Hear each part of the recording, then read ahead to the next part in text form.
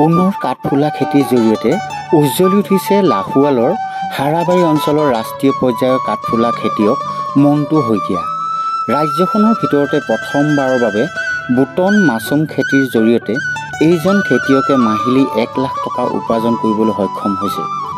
পাঞ্জাৱৰ পৰা বীজ ক্ৰয় কৰি মণ্টু শইকীয়াই 3টা পৰ্যায়ত নতুন এই কাঠফুলা খেতিৰ জৰিয়তে তেওঁ অধিক স্বাৱলম্বী হ'ব পাৰিছে বুলি প্ৰকাশ কৰিছে।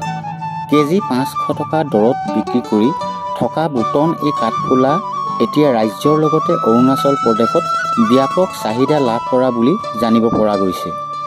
চৰকাৰী চাকৰি বিচাৰি যিসকল যুৱক যুৱতীয়ে হাবাথুৰি খাই ফুৰিছে তেওঁলোকক এই খেতিৰ জৰিয়তে সংযুক্ত হৈ স্বাৱলম্বী হ'বলৈ আহ্বান জনাইছে ৰাষ্ট্ৰীয় কাঠফুলা খেতিয়ক মণ্টু শইকীয়াই। লাহোৱাল বাৰ্তা দৰ্শকসকলক আমি পুনৰবাৰ জনাইছোঁ, পুনৰ কাঠফুলা খেতিৰ জৰিয়তে উজ্জ্বলি উঠিছে লাহোৱালৰ হাৰাবাৰী অঞ্চল ৰাষ্ট্ৰীয় পৰ্যায়ৰ কাঠফুলা খেতিয়ক মণ্টু শইকীয়া। ৰাজ্যখনৰ ভিতৰতে প্ৰথমবাৰৰ বাবে বুটন মাছৰুম খেতিৰ জৰিয়তে এইজন খেতিয়কে মাহিলী 1 লাখ টকা উপাৰ্জন কৰিবলৈ সক্ষম হৈছে।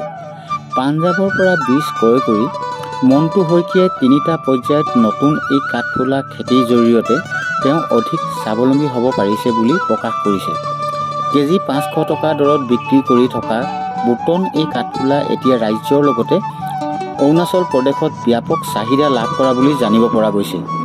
চৰকাৰী চাকৰি বিচাৰি যিসকল যুৱক যুৱতীয়ে হাবাথুৰি খাই ফুৰিছে তেওঁলোকক এই খেতিৰ জৰিয়তে সংযুক্ত হৈ স্বাৱলম্বী হ'বলৈ আহ্বান জনাইছে ৰাষ্ট্ৰীয় কাঠফুলা খেতিয়ক মণ্টু শইকীয়াই।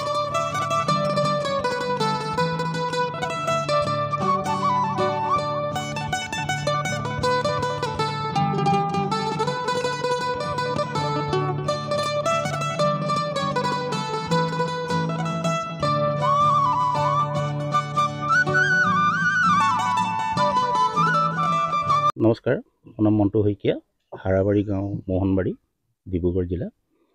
মই বিগত আজি 25 বছৰৰ পৰাই কাঠফুলা খেতিৰ লগত জড়িত। অয়েষ্টাৰ মাছৰুমটো কৰি থকাৰ লগতে আজি যোৱা বছৰৰ পৰা মই বাটন মাছৰুমৰ কাৰণে অকণমান চেষ্টা কৰোঁ। আৰু এই ক্ষেত্ৰত আমাৰ হিমাচলত থকা যিটো চলান DMR আছে ICAR আণ্ডাৰত, Indian institute of agriculture research, তাত ডাইৰেক্টৰেট অফ মাছৰুম ৰিচাৰ্চত ট্ৰেইনিং কৰিছিলোঁ। আৰু বাটন মাছৰুম আৰু মিল্কী মাছৰুম, যোৱা বছৰ মিল্কী মাছৰুম কৰি যথেষ্ট কৃতকাৰ্য হৈছিলোঁ। এইবাৰ বাটন মাছৰুমটো কৰাৰ ক্ষেত্ৰত অকণমান আগভাগ লৈ কৰাৰ পাছত এতিয়া মোটামুটি বাটন মাছৰুম প্ৰডাকশ্যন হৈ আছে। আৰু এই খেতিটো কৰিবলৈ হ'লে অকণমান কাৰিকৰীভাৱে জনা হ'ব লাগে, যথেষ্ট প্ৰশিক্ষণৰ প্ৰয়োজন হয়। আৰু কনচালটেঞ্চিও মই লৈছিলোঁ, মাজে মাজে ইয়াৰ কিছুমান ভুল শুদ্ধ থাকে, যিহেতু প্ৰেক্টিকেল আগতে তেনেকৈ কৰা হোৱা নাছিল। দেখা গৈছে যে বাটন মাছৰুমটো কৰি আমাৰ অসমত যথেষ্ট কৃতকাৰ্য হ'ব পাৰি। এখানে অকণমান খালী আশাসদীয় প্ৰচেষ্টা লাগে।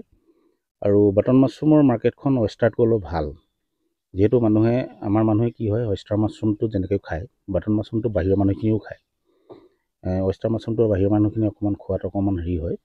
যি হওক, বাটন মাছৰুমটো কৰিবলৈ হ'লে আপোনাৰ কিন্তু মেইন পাৱাৰ অলপ বেছি প্ৰয়োজন হয়, কাৰণ যেতিয়া ইয়াক আমি কম্প'ষ্ট বনাওঁ, প্ৰায় 18 পৰা 21 দিন কম্প'ষ্টখিনি বনাওঁতেই লাগে।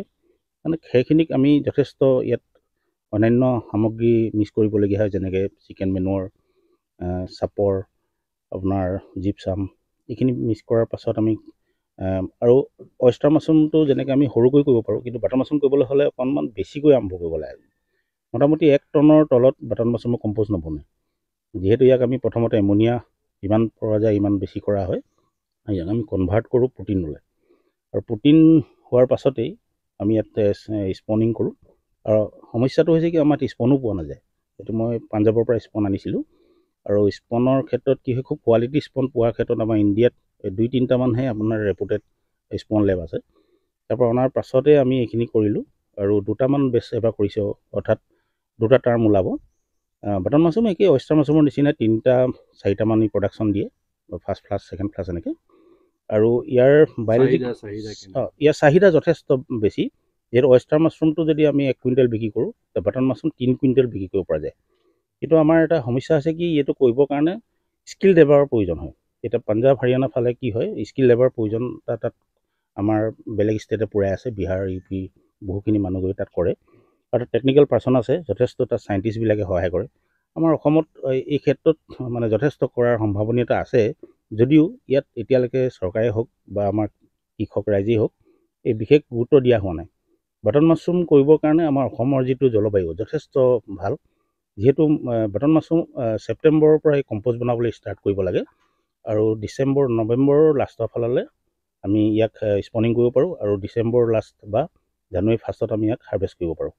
আৰু এইটো আপ টু মাৰ্চ এপ্ৰিলৰ যদি বতৰ খুব ভাল হৈ থাকে, অৰ্থাৎ বৰষুণ চৰষুণ দি থাকে, এপ্ৰিলৰ আমি 15 তাৰিখলৈকে আমি মাছৰুমৰ উৎপাদন পাব পাৰোঁ। তাৰপিছত গৰম যিহেতু আহি যায়, মিল্কী মাছৰুমৰ ছিজন আহি যায়। বৰ্তমান ইয়াৰ মূল্য 350 টকাকৈ আমি হোলচেল কৰোঁ, 400 টকাকৈও বিক্ৰী কৰোঁ। আৰু এইটো বজাৰত ৰিলায়েন্স বা বেলেগ বেলেগ যিবিলাক স্মাৰ্ট বজাৰ আছে বা ডাঙৰ ডাঙৰ যিবিলাক মাৰ্কেট আছে, আপোনাৰ ডিপাৰ্টমেণ্টেল ষ্ট'ৰ আছে, এইবিলাকত 500 টকাকৈ বিক্ৰী কৰা হয়। আৰু ইয়াৰ চেল্ফ লাইফটো যথেষ্ট ভাল। অয়েষ্টাৰ মাছৰুম 2-3 দিনত বেয়া হৈ যায়, কিন্তু বাটন মাছৰুমটো আপোনাৰ মোটামুটি 6-7 দিনলৈকে ই ভাল হৈ থাকে।